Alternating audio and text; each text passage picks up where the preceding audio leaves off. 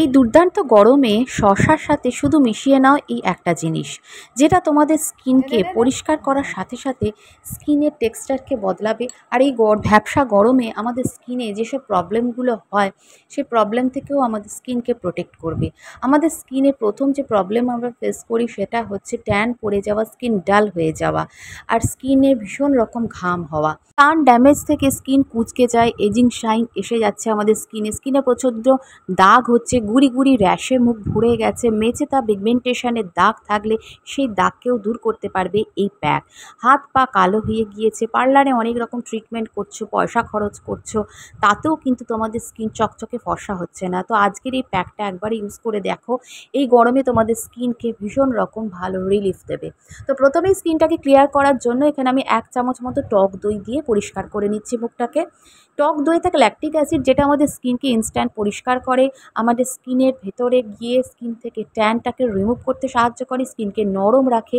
এই গরমে অনেকেরই স্কিন সূর্যের রশ্মিতে খসখসে হয়ে যায়, ভীষণ রকম মাউথ এরিয়া ডার্ক হয়ে যায়, একটা মাউথ এরিয়ায় টান চলে আসে, ট্যানটা বেশি পড়ে, সেইখানেও কিন্তু কাজ করে এই টক দই।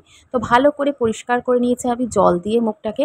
এবার একটা টুকরো শশা নিয়েছি, খোসা শুদ্ধই শশার টুকরো নেবে। শশাতে থাকে একটা ব্লিচিং প্রপার্টিস, যেটা আমাদের স্কিন থেকে কিন্তু ইনস্ট্যান্ট ট্যানটাকে রিমুভ করতে সাহায্য করে। যাদের স্কিনে লেবুর রস, টমেটোর রস কিচ্ছু সহ্য হয় না, শশার রসকে বন্ধুরা এই পদ্ধতিতে ব্যবহার করে দেখতে পারো।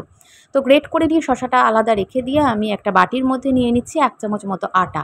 আটা কিন্তু আমাদের স্কিনকে পরিষ্কার করতে, ট্যানকে রিমুভ করতে সাহায্য করে। আমাদের স্কিনের ভিতরে স্তরে গিয়ে আমাদের স্কিন থেকে যে ময়লা জমে থাকে অনেক দিনে, সেই ময়লাকে টেনে বার করে, অ্যান্টি এজিংয়েরও কাজ করতে সাহায্য করে। এরপর আমি এর সাথে মিশিয়ে দিচ্ছি 1 চামচ মতো চিনি। চিনি কিন্তু আমাদের স্কিনের দাগ দূর করতে সাহায্য করে, কারণ চিনিতে থাকে গ্লাইকলিক অ্যাসিড। স্কিনের মধ্যে ইনস্ট্যান্ট চকচকে ভাব আনতেও সাহায্য করে এই চিনি। এবার এর মধ্যে আমি 2 চামচ মতো শশার রস, যেটুকু ওই টুকরোতে বেরোবে সেই শশার রসটা পুরোটা দিয়ে দেবে।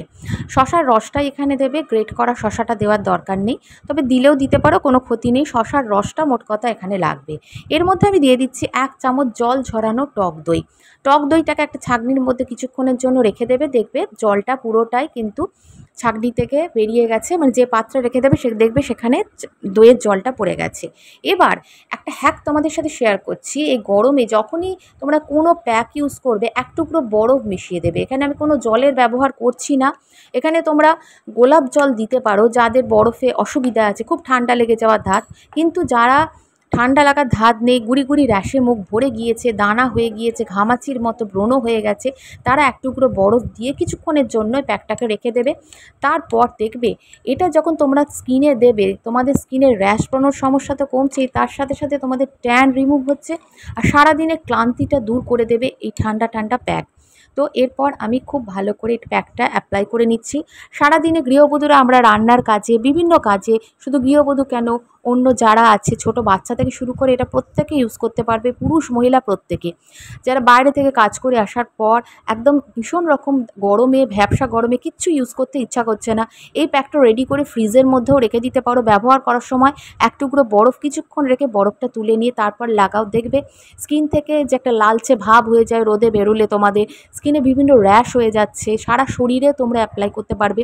10 থেকে 15 মিনিট রেখে দেবে, তাতেই অনেক কাজ হবে। আর এই প্যাকটা তোমরা প্রত্যেক দিন স্কিনের মধ্যে অ্যাপ্লাই করতে পারবে। তো 10-15 মিনিট রাখার পর ভিজে টাওয়াল দিয়ে চেপে মুছে নিচ্ছি। তোমরা নর্মালি জল দিয়ে মুছে নেবে। এই প্যাকটা তোমরা দিনের বেলা করতে পারো, রাত্রিবেলা করতে পারো, সব বয়সের মানুষ, একদম ছোট বাচ্চা থেকে সিনিয়র সিটিজেন প্রত্যেকে করতে পারবে।